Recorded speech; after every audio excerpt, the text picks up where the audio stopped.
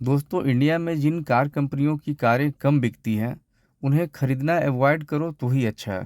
दोस्तों, ये मैं बिल्कुल नहीं कहता हूँ कि जिन कार की सेल्स फिगर कम है, तो वो कार्स अच्छी नहीं है, उनकी बिल्ड क्वालिटी अच्छी नहीं है, उनका माइलेज अच्छा नहीं है, उनका लुक्स अच्छा नहीं है।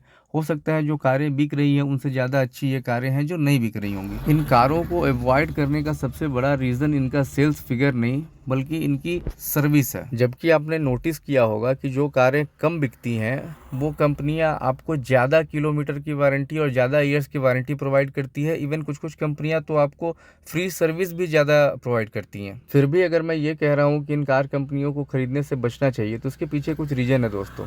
इन कम बिकने वाली कार कंपनियों की सर्विस खराब होने के पीछे रीज़न कंपनी नहीं, बल्कि इसके डीलर्स होते हैं। आपने गौर किया होगा कि कंपनियां जिन लोगों को डीलरशिप देती है, मैक्सिमम 90% उन्हीं लोगों को उसका सर्विस पार्ट भी मिलता है। और कार बेचने से ज़्यादा मुनाफा कार की एक्सेसरीज और उसकी सर्विस में होती है।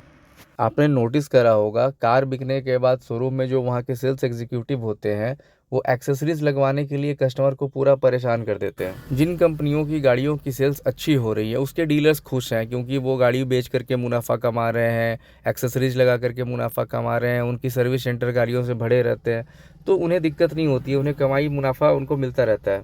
अब जिन गाड़ियों की बिक्री ही कम होगी, वो सर्विस सेंटर में भी तो कमी आएगी, उनकी संख्या कम ही होगी। तो ऐसी स्थिति में डीलर पैसा कमाएं कैसे? इसीलिए ये डीलर्स क्या करते हैं, अपने जो सर्विस के एम्प्लॉयज़ होते हैं, इन लोग को एक टारगेट दे देते हैं कि मुझे इतना बिजनेस करके दो, कैसे ला के देना है ये मैं नहीं जानता, किसी भी तरीके से इतना बिजनेस करके देना है।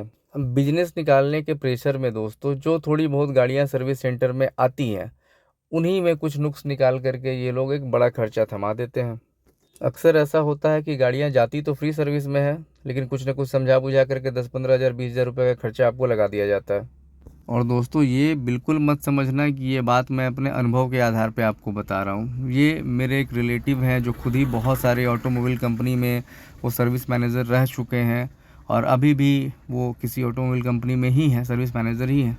तो उन्होंने खुद ही मुझे को ये बातें बताई थी। और उनका ये भी कहना था दोस्तों कि अगर आपके पास पहले से आप 2-3 कार ओन कर रहे हो और शौक के लिए आप कोई कार अगर ले रहे हो, तो आप ऐसी गाड़ियाँ ले सकते हो।